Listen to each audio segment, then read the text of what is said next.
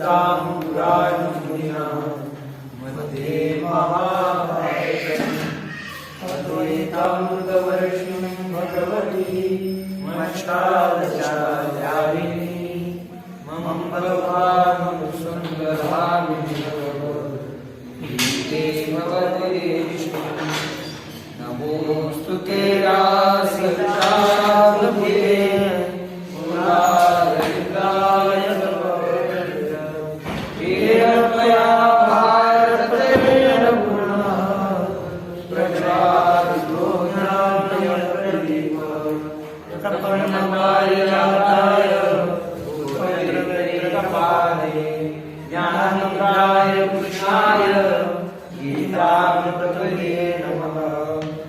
ॐ वै श्रीविभूषितकरागमनीलताभागीताम्बरबिम्बफलादरुष्टात् पूर्णेन्दुसुन्दरमुखादरविन्दनेत्रात् कृष्णात् परं किमपि तत्त्वमहं न जाने। आदिनाथसमारम्भात् श्रीनाथराजमहिमान् अस्मदाचार्यपर्यन्तान् वन्दे गुरुपरम्पराम्।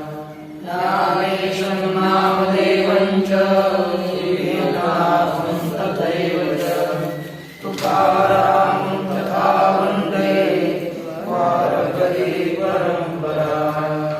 आदिनाथं च मत्स्येन्द्रं गोरक्षं गहिनीं तथा निवृत्तिं ज्ञानदेवं च योगं वन्दे गुरुः। जयाचेत्यस्मरणं होय सर्वज्ञानस्य अधिकरणं तेजवन्तु श्रीचरणा श्रीगुरुजय जयाचयाकरे शब्दसृष्टियान्तरे सारस्वतारे दिव्येशे वक्रतुण्डमहागुणपणे अमृताते पारुखे रसोति वन्दे अक्षराणि भावाचयवतरणं अवतरणीयगुणं आधारे सम्पूर्णं तत्त्वगुरुं श्रीगुरुदेवाय जय जय गुरुदेवाय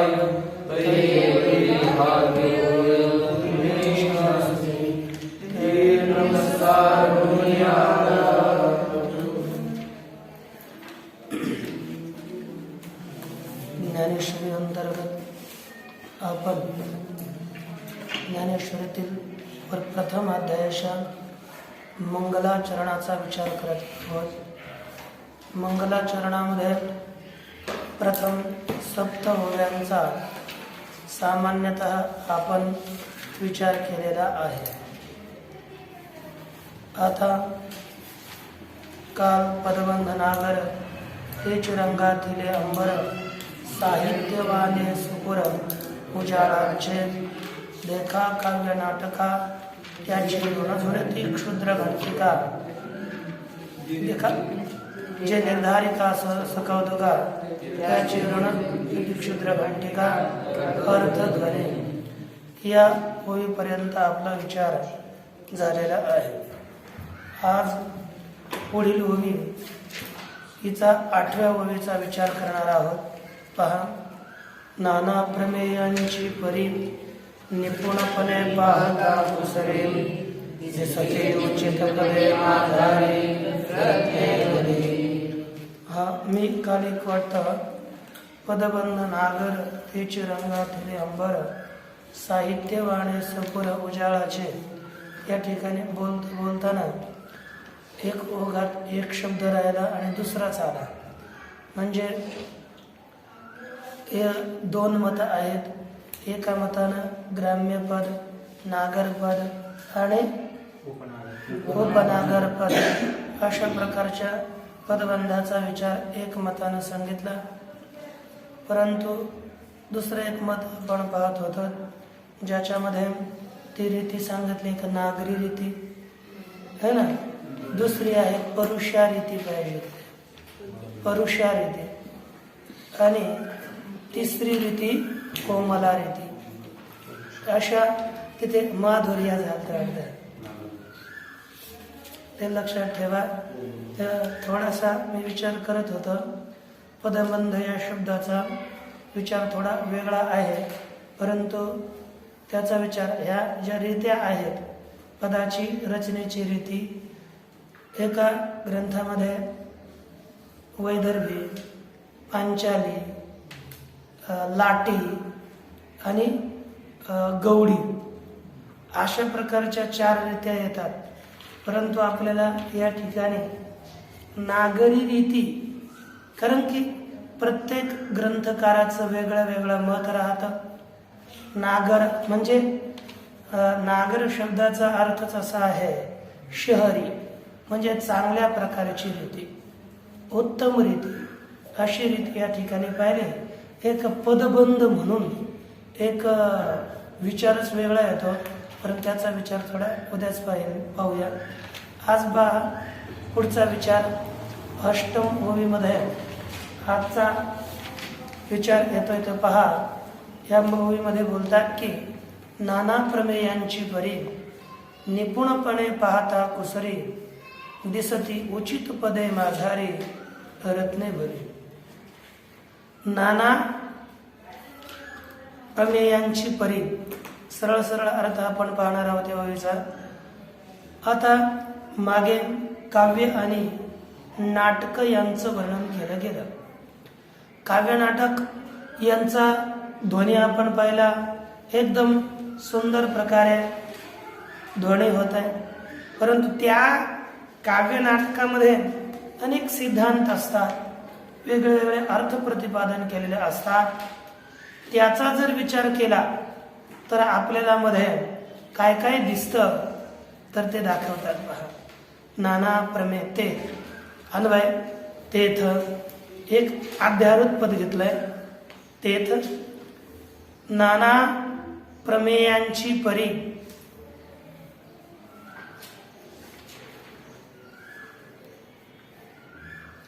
व आणि कुसरी निपुणपणे पाहता माझारी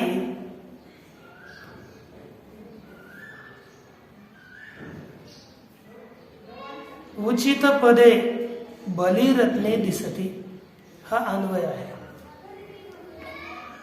याचा अर्थ पहा, तेथ म्हणजे जे पूर्व ओवीमध्ये ज्यांचं प्रतिपादन केलं गेलं, अशी जी काही काव्य आणि नाटकं आहेत, त्या काव्य व नाटकातील नाना प्रमेयांची परी.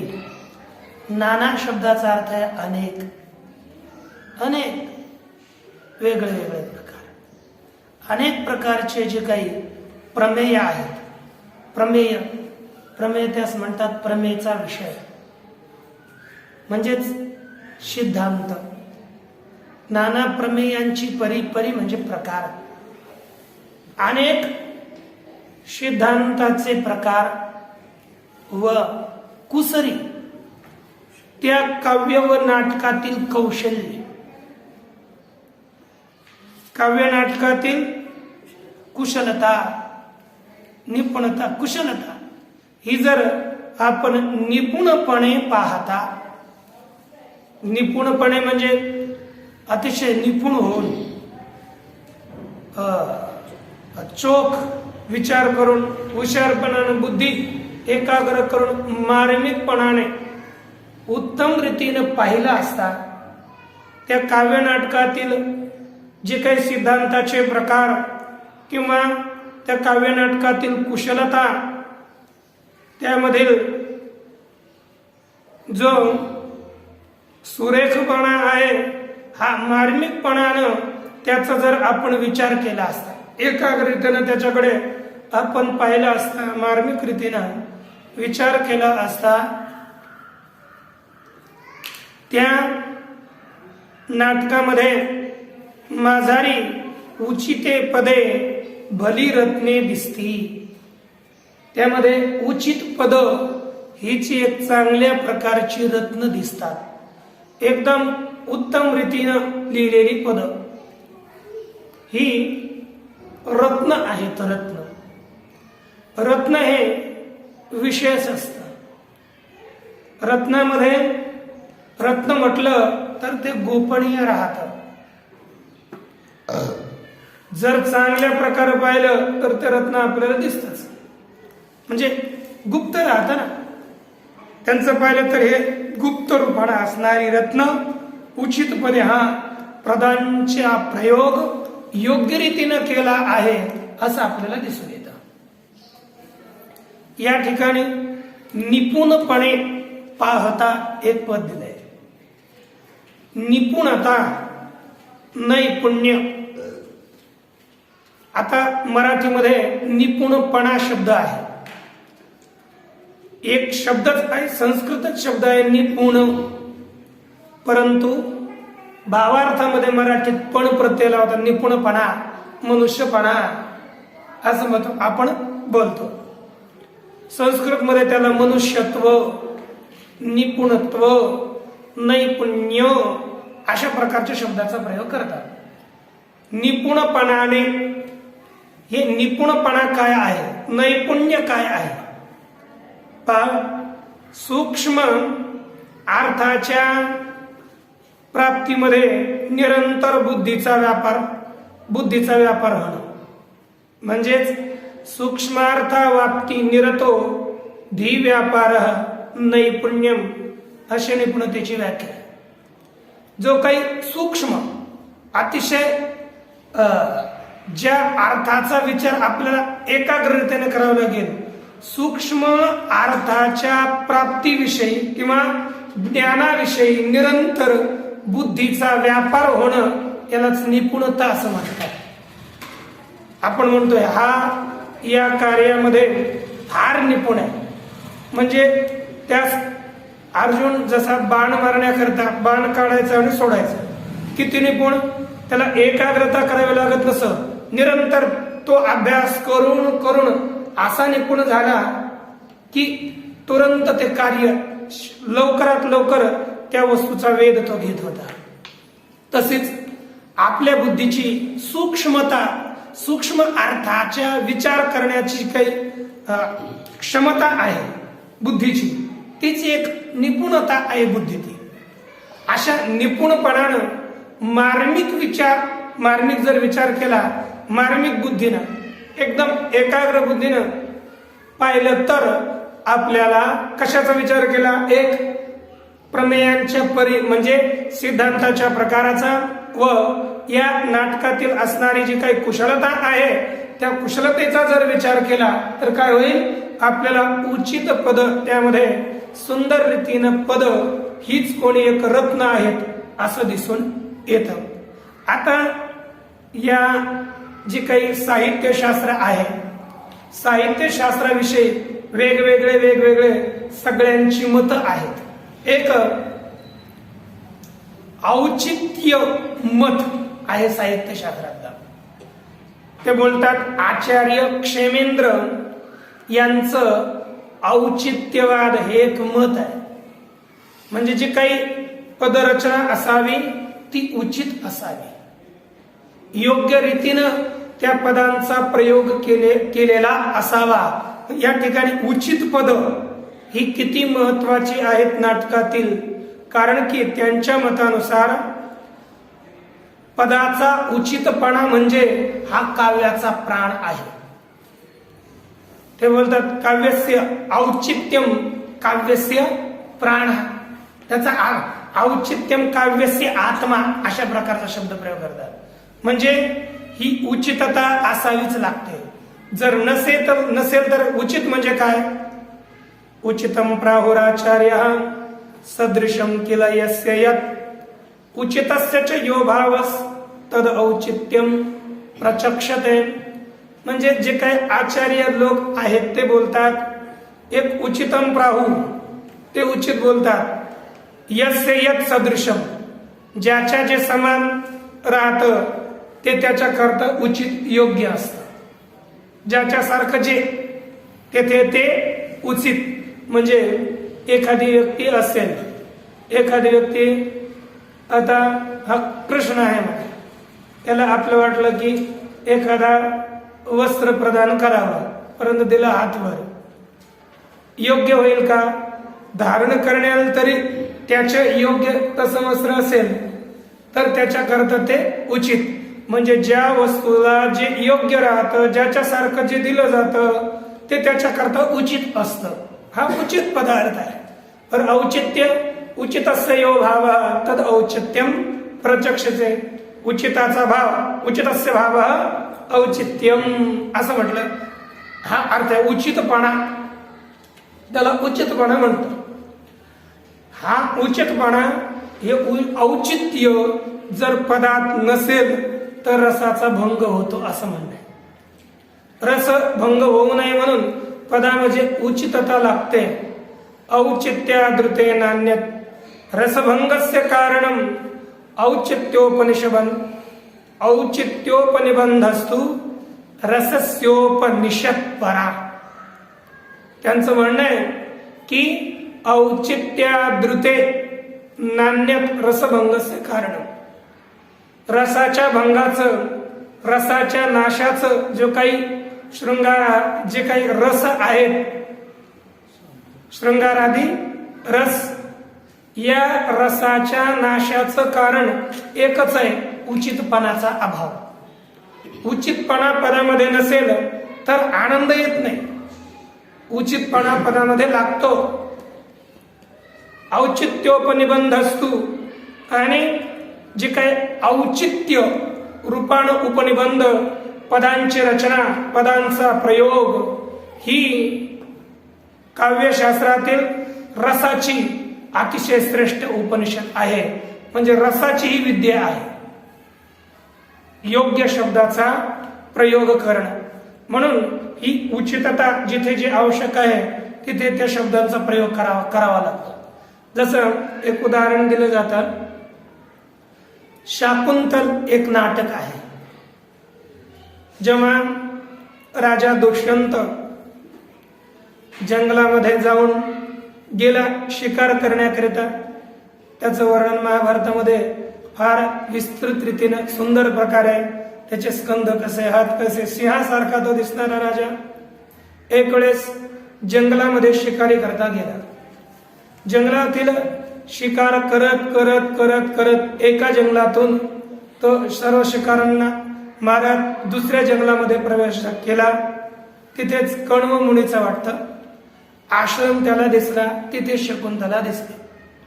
शकुंतलेला पाहून मनात तिच्याविषयी विकार, कामवासना जागृत झाली. आपला प्रस्ताव त्यानं विवाहाविषयी प्रस्ताव ठेवला. परंतु नंतर मग काही काळ नंतर विवाहाचा प्रस्ताव दिला. तिथून पुढे विवाह तिथेच, नंतर ते वापस आले.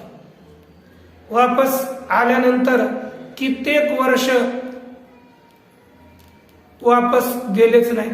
शकुंतलेला तिथे भरत राजा हा मुलगा झाला. म्हणजे भरत मुलगा झाला, तो सिंहाबरोबर खेळणारा होता. म्हणजे विशेष तो ज्याच्या नावामुळे भरत, या भारताचं नाव भारत असं पडलंय भरतामुळे म्हणून. परंतु फार दिवसानंतर सुद्धा पती वापस दुष्यंत राजा आला नाहीये. म्हणजे शकुंतलेला तो विसरला. पण आता साहजिकच सगळ्यांना शंका येते, एवढा राजा शकुंतलेला विवाह करताना बरे विसरले नाहीत, आणि आता तिला जंगलामध्ये सोडून कित्येक वर्ष झाले, 12 वर्ष झाले, तरी सुद्धा राजा वापस नाहीये. मुलगा मोठा झालाय तरी सुद्धा नाही. म्हणजे विसरले कसं? विसरण्याचं कारण काय? बरं, राजा विसरला म्हटलं तर उचित वाटत नाहीये, अनुचित वाटतं. म्हणून मध्येच ग्रंथकार लिहिताना काय करतात, दुर्वासांनी शाप दिला होता म्हणून ते विसरले. मग आता जे काही सुज्ञ आधी विचार चांगले करणारे त्यांना वाटतं हो, शापामुळे असं होऊ शकतं.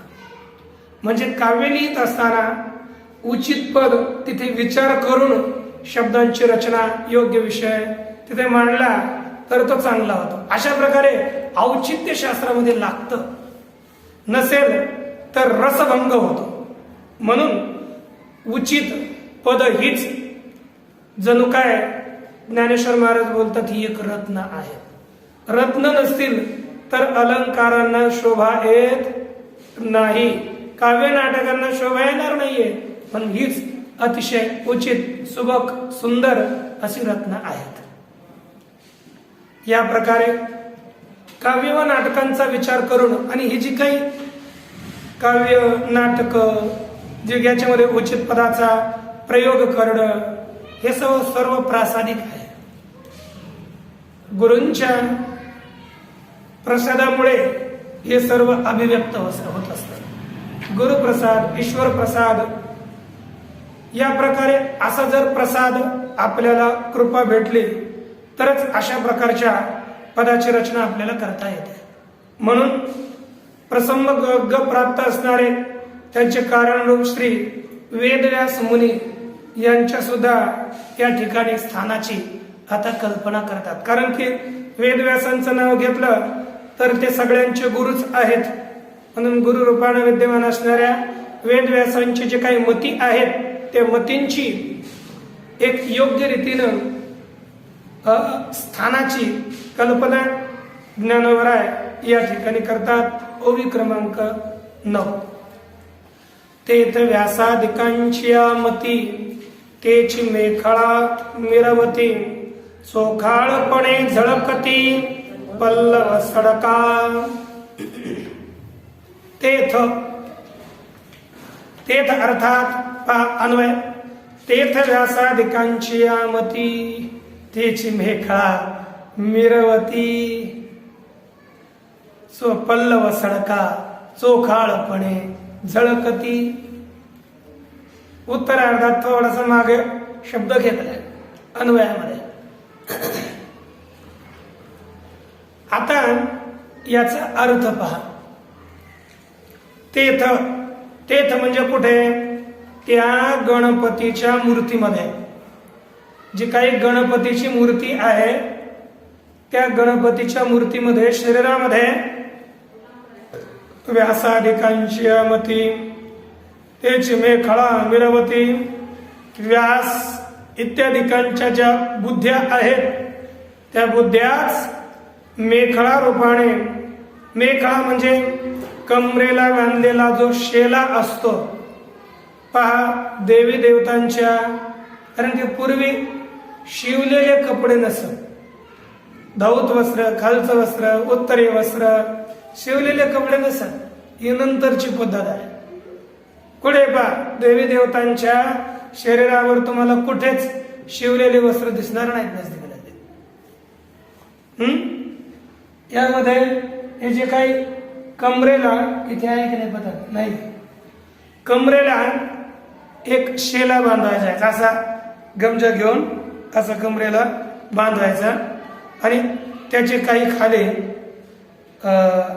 त्या दशा खाली सुटलेल्या असतात. आपण याला सध्याला करदोडासारखंच कंबरपट्टा त्याला म्हणू शकतो. त्याला कांची म्हणतात, कांची. आपल्याला मेखळा म्हटलं तर आपण मेखला तो पाहतो कशाची बनलेली असते, कुशाची मेखला बनलेली असते. म्हणजे कमरेला बांधायचं जे काय हे राहतं मेखला, आपण एक हेवी बांधू शकतो गमजासारखी मेखला, म्हणजे कमरेला बांधायचा पट्टा, ही मेखला आहे. व्यासादिकांच्या बुद्धी ह्याच त्या गणपतीच्या मेखळा आहेत. आणि या मेखळा कशा झळकतात? त्या मेखलेच्या पल्लव सडका सोखाळपणे झळकते. म्हणजे आता त्याच्या खाली निघलेले जे काही दुसरे असतात ना, खाली आता सोडलं आपण गाठ मारून तर थोडं खाली येणार, तर ते कसं असं अतिशय शुद्ध चोखाळ शुद्ध रीतीनं निर्मळपणानं त्या मेखलेच्या दशा, मेखलेच्या पदराच्या दशा झळकतात, चमकतात. असा सरळ सरळ ओवीचा अर्थ झाला. या ठिकाणी ज्ञानोबा जी कल्पना करतात ती कल्पना अतिशय मार्मिकच असणार, कारण की त्यांची अप्रतिम रतंभरा बुद्धीतून निघालेले हे शब्द आहेत. ज्ञानोबराय बोलतात की ही जी काही मेखळा, का बरं ही बोलली की मेखळाच ही यांच्या कमरेला म्हणजे गणपतीच्या कमरेला वेढून थोड्या मेघळ्याच्या धुशाखाल्या राहतात. म्हणजे यांची बुद्धी कशी असावी. गणपतीचं शरीर आपण पाहिलं तर वेदरूप शरीर आहे. वेद हेच शरीर आहे. म्हणजे जसं पूर्ण शरीराला वेढून हे मेघा खाली अवशिष्ट राहते, त्याचप्रमाणे श्री गणपतीचा जो वाङ्मय विग्रह आहे, या वाङ्मय विग्रहास मूर्तीस वेदव्यासादिकांची बुद्धी ही वेढून अवशिष्ट राहते. म्हणजे या सर्व वाङ्मयाचा विचार श्री वेदव्यासजीने केला. ते सगळ्यांचं त्यांना सगळ्यामध्ये फेरून त्याला बांधून कमरेला हे करून त्याला वेढून थोड्या दुसऱ्या खाली अवशिष्ट आहेतच. अशा प्रकारची ही श्री वेदव्यासाजींची बुद्धी आहे. कारण की यांनी असं यांना का म्हटलं आपण पूर्वी पाहिलंच आहे, वेश्यती चतुरो वेदान इति व्यास. जो 4 वेद आहेत, 4 वेदांचा जो विस्तार करतो त्यांना काय म्हटलं जातं, व्यास. 4 वेदांचा जो विभागजन ज्यानं केलंय त्याला म्हणतात श्रीमद व्यास. असे श्रीमद व्यास आहेत. कारण की महाभारतामध्ये एक पंक्ती आहे, व्यस्य वेदांश चतुरस तपसा भगवान ऋषी लोके व्यासत्व मापेदे कार्ष्णात कृष्णत्वमेवच. का म्हणतात की भगवान ऋषी जी काही 4 वेद आहेत त्या 4 वेदांचं विभाजन करून ते व्यासत्वाला प्राप्त झाले. 4 वेदांचं विभाजन केलं म्हणून त्यांना व्यास म्हणतात, परंतु काळ्या असल्यामुळे त्यांना कृष्ण सुद्धा म्हणतात, कृष्ण व्यास. अशा प्रकारे हे व्यासजी आहेत. व्यासजी हे प्रत्येक युगामध्ये यांचा अवतार होतोच. जी काही प्रत्येक चतुर्युगी आहे, ही सध्याला जी चतुर्युगी सुरू आहे ही 28वी चतुर्युगी सुरू आहे. युगे 28 म्हणतो ना, युग 28 म्हणजे कलियुगातले 28वा युग. कारण की आतापर्यंत हे जे काही कल्प सुरू झाला यामध्ये 27 कृतयुग, 27 त्रेतायुग, हे 28 तर गेले. 28 कृतयुग, 28 त्रेतायुग आणि 28 द्वापरयुग गेले है ना. द्वापरयुग झाले, आता 28वा कलियुग सुरू आहे. या 28व्या कलियुगामध्ये अवतीर्ण झालेल्या जे काही वेदव्यास आहेत त्यांनी वेदांच्या आणि प्रत्येक युगामध्ये, प्रत्येक चतुर्युगीमधील जो काही द्वापरयुग आहे त्या द्वापरयुगामध्ये श्रीमद व्यासजी अवतीर्ण होतात. प्रत्येकामध्ये. हे असं नाही की कोणत्या युगामध्ये, कोणत्या तरी युगामध्ये द्वापर युगात श्री वेद व्यासजी नव्हते असं नाही. प्रत्येक चतुर्युगीतील द्वापर युगात श्री वेद व्यासजींचा अवतार होतो. देवी भागवतामध्ये याचं वर्णन येतं. त्यात सांगतात की अटतास्तु तथा व्यासा सप्तविंशतिरेवच. या प्रकारे 27 व्यास झालेले आहेत. पुराण संहितास्तैस्तु कथितास्तु युगे युगे. प्रत्येक युगामध्ये असे वेदव्यास सांगितलेले आहेत. सरळ सरळ मी शब्दशः युग आणि जे वेदव्यास झाले, जे वेदव्यास रूपाने अवतीर्ण झाले त्यांचा नामनिर्देश करतो. पहा, प्रथम जो द्वापर युग पहिला झालेला 28वा सुरू आहे, त्याच्यातील पहिला जो द्वापर युग आला, पहिल्या चतुर्युगातील द्वापर युग, त्याच्यामध्ये स्वयंभू ब्रह्मदेवच वेदव्यास रूपाने अवतीर्ण झाले. द्वितीय द्वापर युगामध्ये प्रजापती वेदव्यास रूपाने अवतीर्ण झाले. तृतीय द्वापर युगामध्ये श्री शुक्राचार्य वेदव्यास रूपानं अवतीर्ण झाले. बस 1 2 3 संख्या टाका, नाव लिहा बस. चतुर्थ द्वापर युगामध्ये बृहस्पती वेदव्यास रूपानं अवतीर्ण झाले. पंचम जे द्वापर युग झाला तिथे सूर्यच, जे का सूर्य आहे सूर्य भगवान ते वेदव्यास रूपानं अवतीर्ण झाले. षष्ठ मध्ये साक्षात यमराजच वेदव्यास रूपानं अवतीर्ण झाले. सातव्यामध्ये इंद्र वेदव्यास रूपानं अवतीर्ण झाले. आठव्यामध्ये वशिष्ठ मुनी वेदव्यास रूपानं अवतीर्ण झाले. वशिष्ठ मुनी. अष्टम मध्ये नवम द्वापर युगात सारस्वत हे वेगळे वेगळे मुनी इत्यादी आहेत. सारस्वत वेदव्यास रूपाने अवतीर्ण झाले. नंतर दशम द्वापर युगामध्ये त्रिधामा हे वेदव्यास रूपाने अवतीर्ण झाले. एकादश मध्ये त्रिवृष वेदव्यास रूपाने अवतीर्ण झाले. 12व्या द्वापर युगामध्ये भरद्वाज मुनी वेदव्यास रूपाने आले. पुढे त्रयोदश मध्ये 13व्या द्वापर युगामध्ये अंतरिक्ष हे वेदव्यास रूपाने अवतीर्ण झाले. अंतरिक्ष. चतुर्दश मध्ये धर्मराज हे अवतीर्ण झाले. 15व्या द्वापर युगामध्ये त्रय्यारुणी हे वेदव्यास रूपाने आले. नंतर 16व्या मध्ये धनंजय हा अवतरण रूपाने व्यास रूपाने अवतीर्ण झाले. 17व्या मध्ये मेधातिथी वेदव्यास रूपाने अवतीर्ण झाले. 18व्या मध्ये व्रती मुनी पण ते व्रती मुनी वेदव्यास रूपाने आले. 19 द्वापर युगामध्ये अत्रि ऋषी हे वेदव्यास रूपाने अवतीर्ण झाले. 20व्या द्वापर युगात गौतम ऋषी वेदव्यास रूपाने अवतीर्ण झाले. 21व्या द्वापर युगामध्ये हरिआत्मा हे अवतीर्ण झाले. यांचं उत्तम नाव होतं तिथे. उत्तम नामकृपानं हरिआत्मा हे उत्तम नावाचे वेदव्यास गणले. 12व्या मध्ये वाजश्रवा वेन वेदव्यास रूपाने आले.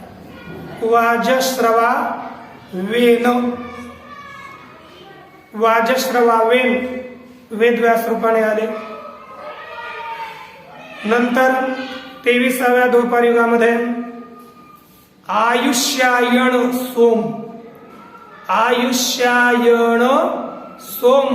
हे वेदव्यास रूपाने अवतीर्ण झालेले आहेत. तसंच 24व्या द्वापर युगात तृणबिंदू वेदव्यास रूपाने अवतीर्ण झाले. 25व्या द्वापर युगात भार्गव ऋषी वेदव्यास रूपाने अवतीर्ण झाले. भार्गव. 26व्या मध्ये शक्तींच्या तत्पुत्र पराशरांचे शक्ती वेदव्यास रूपाने अवतीर्ण झाले. 27व्या मध्ये जातुकर्ण्य 27. या प्रकारे पूर्वी 27 वेळेस वेदव्यासजींचा वेगळे वेगळे ऋषी वेदव्यास रूपाने अवतीर्ण होतात. आणि आता या 28व्या युगामध्ये कृष्णद्वैपायन हे वेदव्यास रूपानं हे कृष्णद्वैपायन वेदव्यास झालेले आहे. त्यांचं नाव कृष्णद्वैपायन. साक्षात भगवानच अवतीर्ण अंश रूपानं अवतीर्ण झालेले आहेत.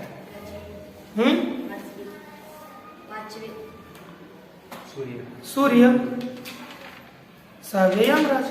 तर पहा, या प्रकारे हे जे काही कृष्णद्वैपायन आहेत यांना विष्णू पुराणामध्ये म्हटलंय हे साक्षात भगवान परमात्माच आहेत.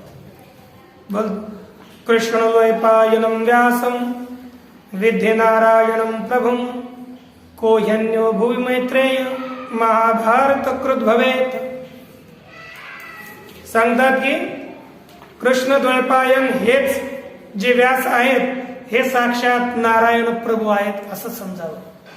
भगवान परमात्माच वेदव्यासजी रूपानं अवतीर्ण झालेले आहेत. का बरं? वेदव्यासजींनाच या ठिकाणी आपण भगवान परमात्म्याचा अवतार मानतात. तर सांगतात, अरे या पृथ्वीवर, या भूतलावर भगवान परमात्म्याशिवाय दुसरा कोण महाभारताचा करता होईल? कारण की महाभारत इतका विशाल ग्रंथ आहे. याच्यासारखा श्रेष्ठ ग्रंथ महाभारती जे नाही ते नोहेची लोकी त्रिही या कारणे म्हणे पेपाही व्यासोच्छिष्ट जगत्रय. कारण की महाभारतात जे नाही ना ते तिन्ही लोकात नाही, इतका विशेष तो ग्रंथ आहे. याकरिताच हे जग व्यासोच्छिष्ट असं म्हटलं जातं. व्यासांचं उष्ट जितकं वाङ्मय आहे हे व्यासांचं उष्ट वाङ्मय म्हणजे त्यांच्या मुखातून निघालेलं वाङ्मय आहे. आणि अशा प्रकारचा महाभारतासारखा ग्रंथ निर्माण करणारा ग्रंथकार केवळ भगवान असू शकतात. म्हणून जे वेदव्यास जे कृष्णद्वैपायन आहेत हे भगवान परमात्माच आहेत असं समजावं. म्हणून भगवान वेदव्यासजींचं वर्णन करत असताना बोलतात की हे वेदव्यासजी आहेत कसे? अरे हे वेदव्यास साक्षात विष्णूही आहेत, साक्षात ब्रह्मदेवही आहेत, साक्षात शंकरही आहेत. एका श्लोकामध्ये वर्णन केलंय, अचतुर्वदनो ब्रह्मा द्विबाहुरपरो हरिः अभाल लोचन शंभू भगवान बादरायण. म्हणजे बादरायण मुनी कसे आहेत, व्यासजी कसे आहेत? तर बोलतात अचतुर्वदनो ब्रह्मा, हे ब्रह्मदेव आहेत साक्षात. पण ब्रह्मदेव हे 4 मुखाचे असतात, व्यासजी हे 1 मुखाचे आहेत. अचतुर्वदनो म्हणजे 4 मुखाचे नाहीत तरी सुद्धा ब्रह्मदेव आहेत. अचतुर्वदनो ब्रह्मा, अचतुर्वदनो ब्रह्मा द्विबाहु परपरो हरी. हे कसे आहेत? द्विबाहु, 2 हाताचेच आहेत परंतु दुसरे हरी आहेत, दुसरे विष्णू आहेत.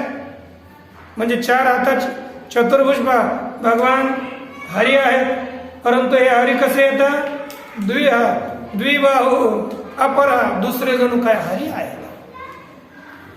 अभाल लोचनो हरः शंभू, अभाल लोचन अर्थात शंकर म्हटले तर त्यांच्या मस्तकावर नेत्र आहे, परंतु हे वेदव्यासजी म्हणजे साक्षात मस्तकावर नेत्र नसलेले शंभू आहे.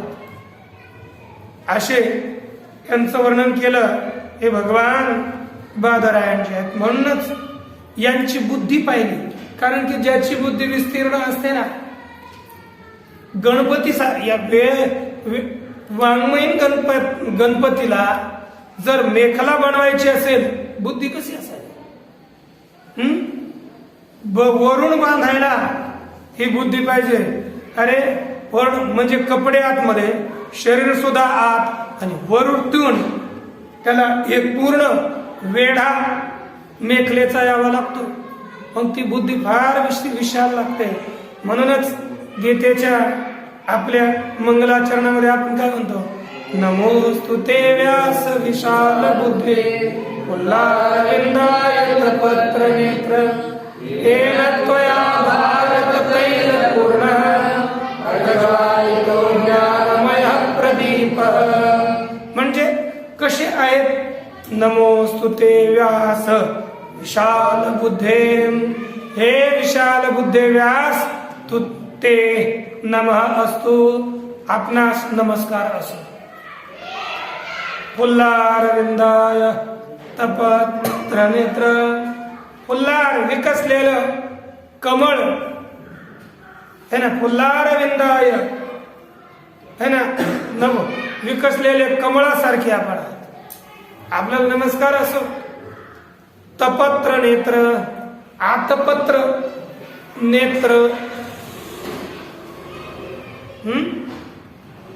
म्हणजे फुल्लारविंद जे कमळ आहे हेच आता हे पत्र आहे, पाकळ्या हेच जणू काय नेत्र आहेत, संबोधन केलं. फुल्लारविंदाय तपत्र नेत्र येन त्वया भारत तैल पूर्ण, ज्या आपण भारत रूपी तेलानं युक्त असणार प्रज्वालितो ज्ञानमय प्रदीप, ज्ञान रूपी दिवा आपण उज पेटवलेला आहे, असे श्रीमद व्यास आहेत. म्हणून अशा श्रीमद व्यासांची जी काही बुद्धी आहे ती बुद्धी ही ती बुद्धीच कोण आहे? मेखळा आहे, अशी उपमा देणं हे अतिशय योग्य व उत्तम आहे.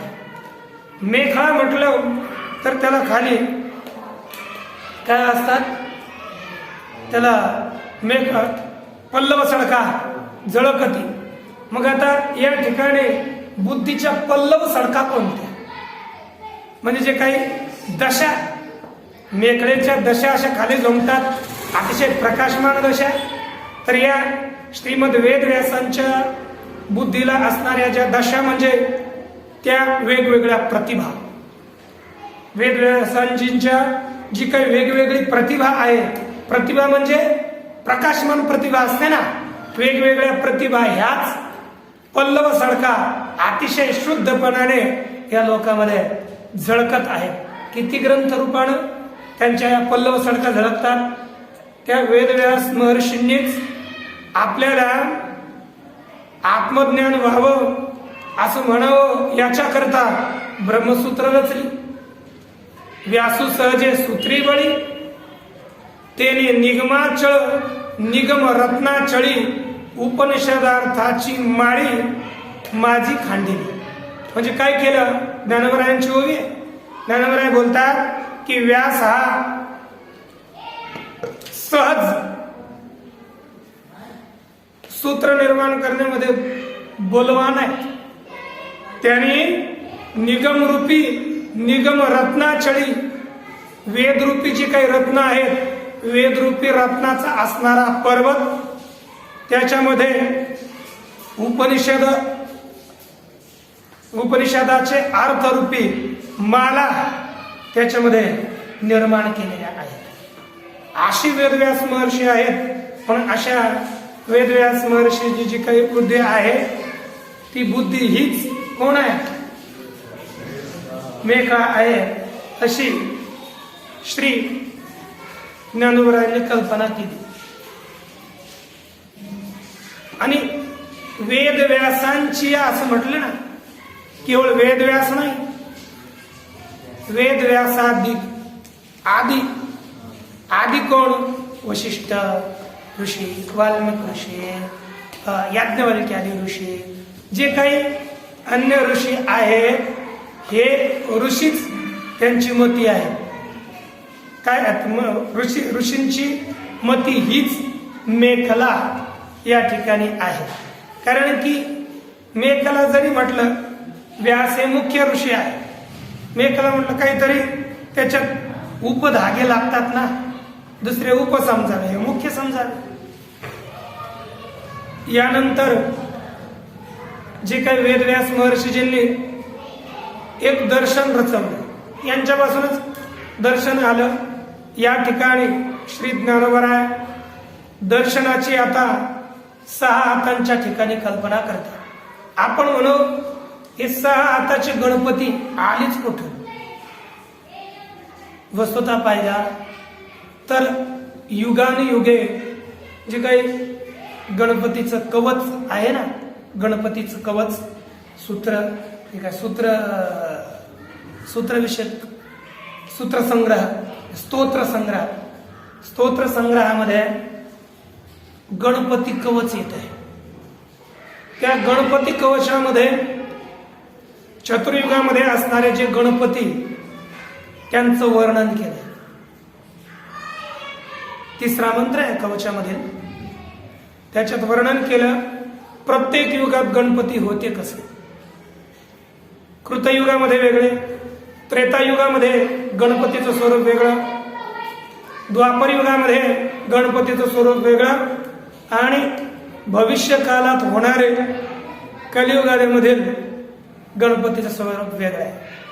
आतापर्यंत कलियुगीन गणपतीचा अवतार झाला नाही, कलियुगीय झालेला नाहीये. द्वापर युगापर्यंत गणपतीचे अवतार झालेले आहेत.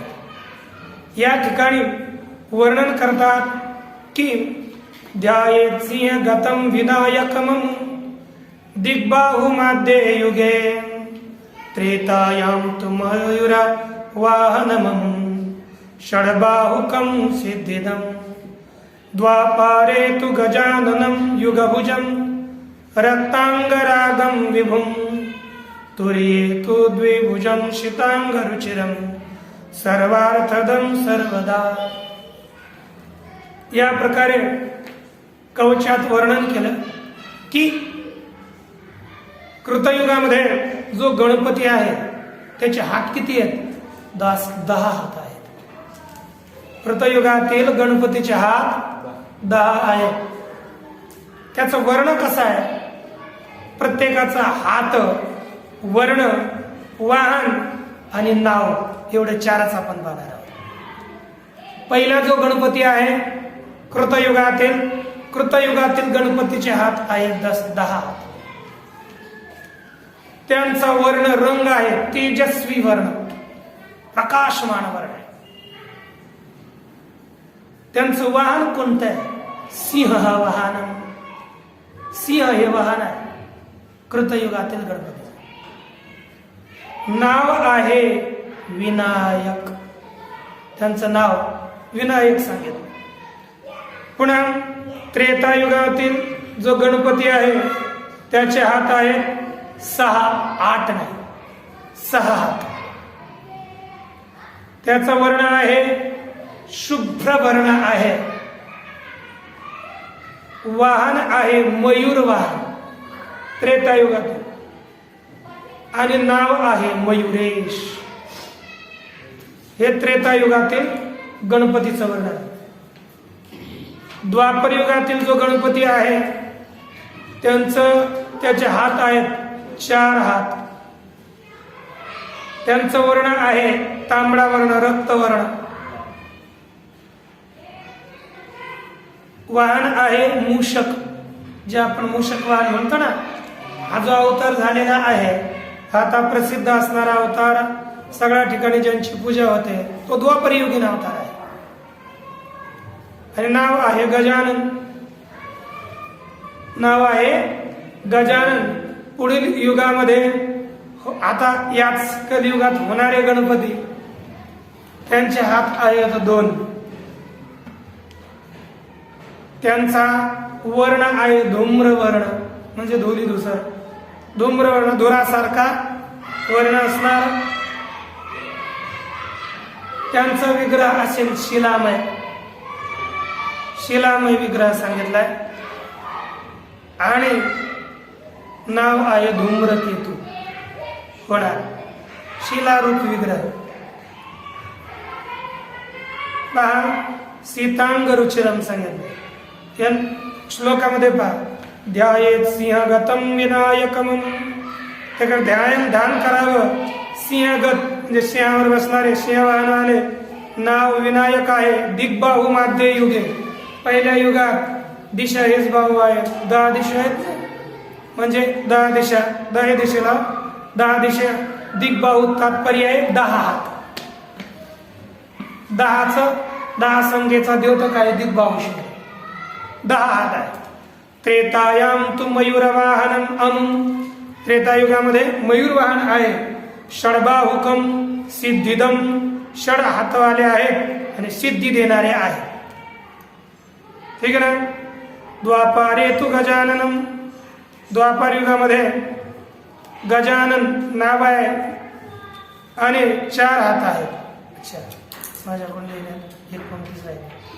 रक्तांगरागम विभूम, लाल रंगवाले आहेत, व्यापक.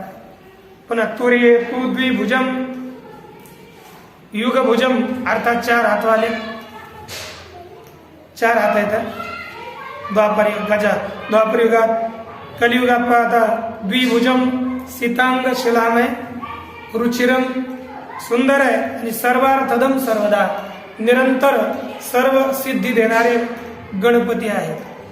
गणेश पुराणातील सुद्धा असंच वर्णन आहे. युगे दशभुज पूर्वे सिंहरूढो विनायक, दशभुज सिंहरूढ नाम विनायक.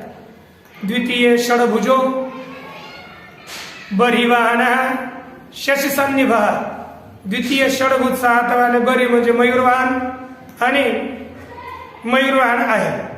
त्यांना काय शशिसन्निभ अर्थात चंद्रासारखा सफेद वर्ण ज्यांचा आहे. कशामध्ये? त्रेतायुगामध्ये. नाव काय आहे? मयुरेश इति ख्यात. नाना दैत्य निबर्हण, अनेक प्रकारच्या दैत्यांचा नाश करणारे त्रेतायुगातले गणपती होते. तृतीये तू युगे देव रक्तवर्ण चतुर्भुज गजानन इति ख्यातः. तृतीय युगातील रक्तवर्णीय 4 हातावाले गजानन हे प्रसिद्ध आहेत. आणि कलियुगामध्ये धूम्रवर्ण, कलियुगामध्ये धूम्रवर्ण धूम्रकीतु इति ख्यात. द्विभुज सर्व दैत्यांचा नाश करणारे हे श्री गजानन आहेत. कुठे? कलियुगामध्ये. म्हणजे आपल्याला वर्तमान काळात प्रस्तुत गणपती हे 4 हाताचे दिसतात, परंतु ज्ञानोबरायांनी 6 हाताच्या गणपतीची कल्पना केली. याला काहीतरी आपल्याला प्रमाण म्हणून गणपती हे 6 हाताचे होते. त्रेतायुगीकालीन जे काही गणपती आहेत त्यांच्या हातांची कल्पना या ठिकाणी ज्ञानोबरायांनी केलेली आहे. आणि या जे काही 6 हात आहेत, 6 हाताच्या ठिकाणी ज्ञानोबराय 6 शास्त्रांची कल्पना करतात. तो विचार आपण उद्या पाहूया. पूर्णमदः पूर्णमिदं पूर्णात् पूर्णमुदच्यते पूर्णस्य पूर्णमादाय पूर्णमेवावशिष्यते.